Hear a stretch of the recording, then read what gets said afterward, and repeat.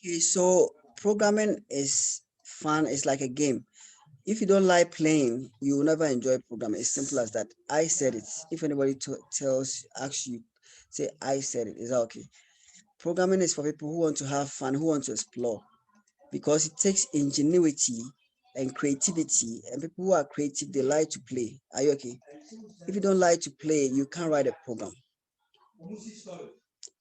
Okay, so let's learn one of the tools that are important for writing the logic of your program, which the logic is the most important thing.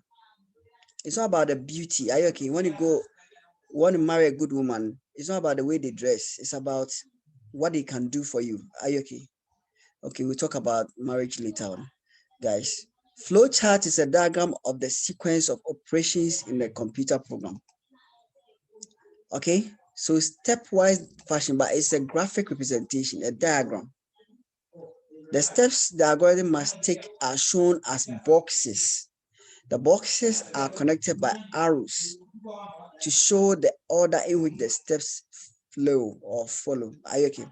Now, flowcharts are used in design, analyzing, other. So, in other words, flowcharts are used in other areas, electrical engineering, in other places, cartography, yeah, in printing press, and those production, mass production. Flowcharts are even used for what we call modeling or models that are used in GIS. Sometimes, you want an overlay to be done first before you do an extraction, and then you do some kind of raster operation. It can all be automated through a flowchart. Are you okay? So flowcharts are very powerful. They're used everywhere.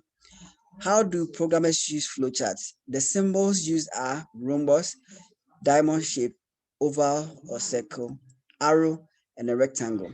Each of them has their own role that they play. The rhombus is for data inputs. The diamond is for decision making. The oval is for the beginning or start of the end of the program. The arrow is for the flow. And then the rectangle is for the process or computation. Are you okay? All right. So these are the few symbols that will be used to do or to draw up a what, a flow chart. Okay, so the rhombus for data inputs, the diamond shape for decision making, the oval to indicate the start or end.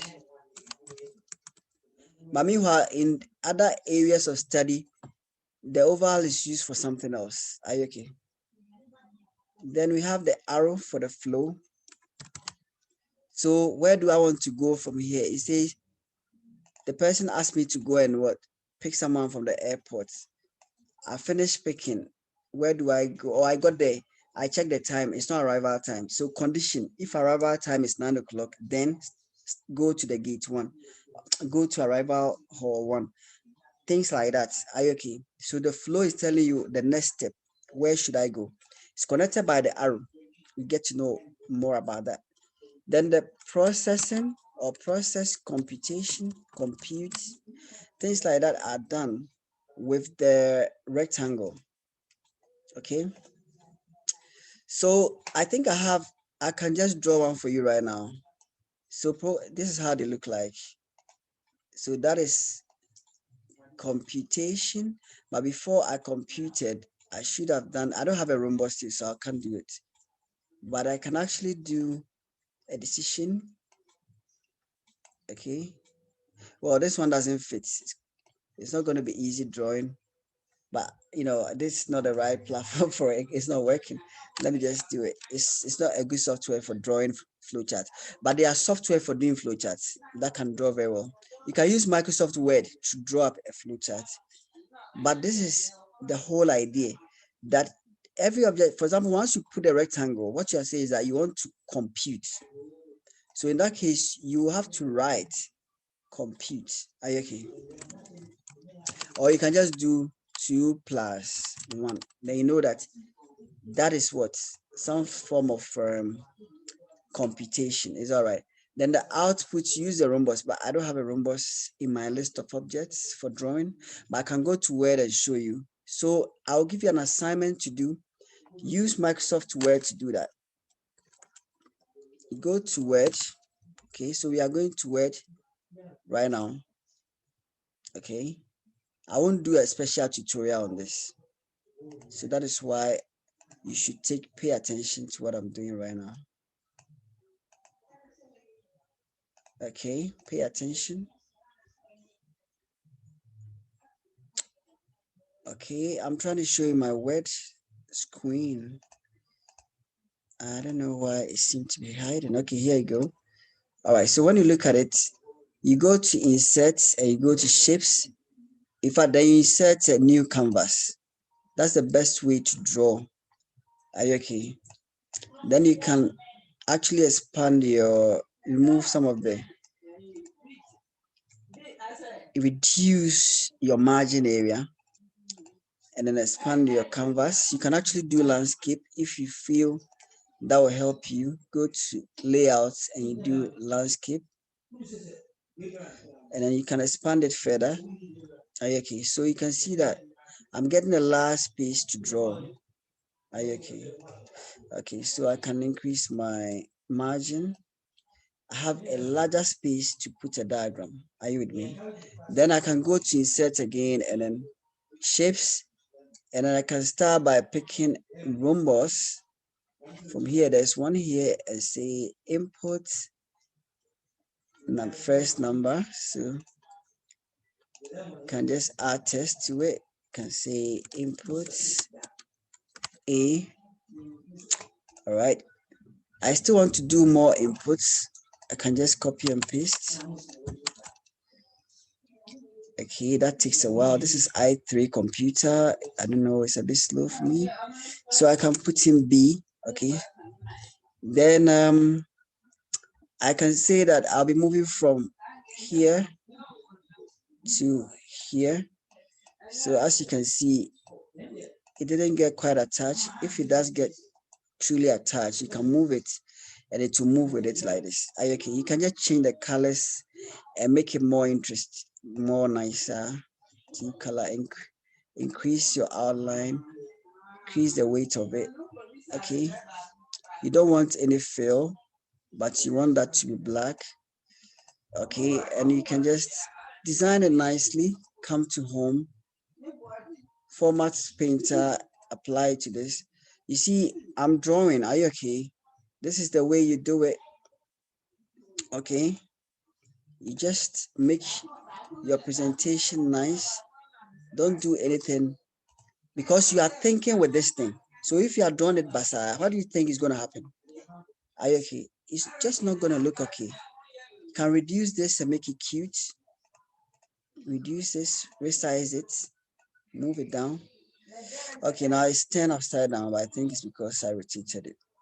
Wow, that's looking quite interesting. Okay. All right. So if you make a mistake, what you do is that you just undo. All right. It's looking funny, but it's okay. I just don't have time. She's laughing. Don't laugh, my dear. I can just delete it anyway. Can copy it. Take it. Take it. Take it. Let it fall on you. Okay, so I can just move this back. I can snap this to it again. I can change this to A. So I want to decide what happens. Insert. So we can now insert a diamond shape. Is that okay? So I'm looking for a diamond shape, which should be here. So a decision should be made. Okay. Let me see if I can apply the formatting here. Okay, that would be fun if I can. Yes, I can. That's good. I can add some text to it and say that if C is greater than 2, then we now do yes or no. Are you okay? Insert shapes. I can just take this to the right, take this to the left. Okay. So I can resize this.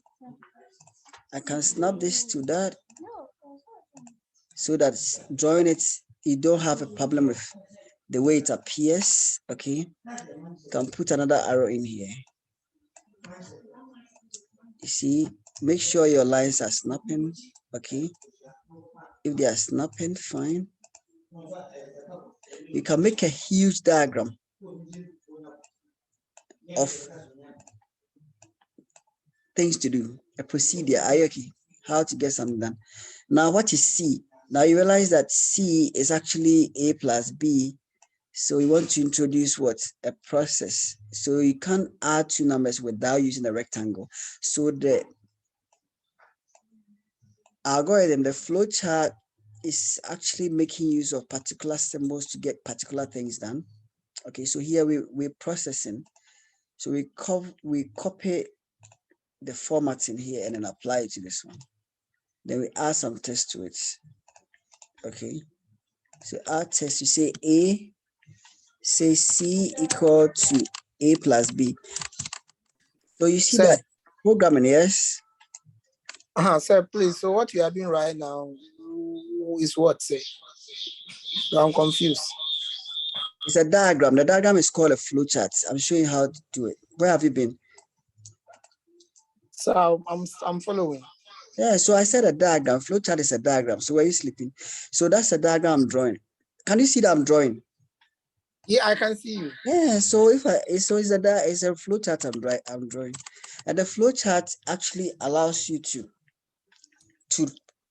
do a logical something. Are you okay?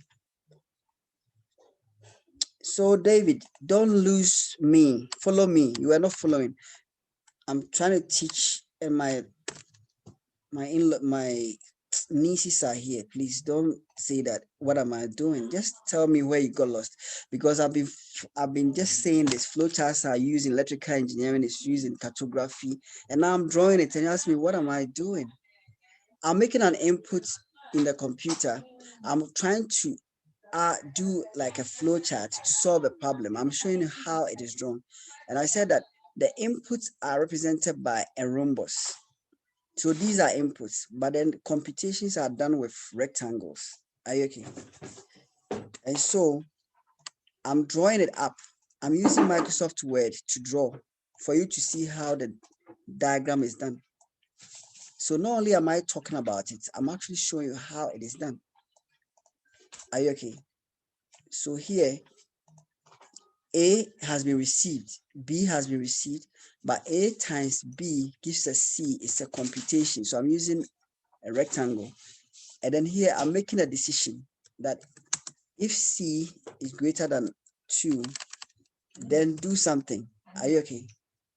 All right. What are we going to do? There are two paths to take. There's this path and there's that path. Okay. So we can say if it is true, and which is normally what we do, then do one thing. We are going to just add some tests. So where is my test tool? Don't disappear on me. So just say yes. We take this path. If no, you take the other path. I'm not programming. I'm actually planning the logic. I'm planning the logic. Are you okay? It's a logic. So here, no. So no, if C is less, so you don't start straight away by programming. We like that thing. All of a sudden, we want to become very rich people. All of a sudden, we want to become programmers. It doesn't work that way. You start from some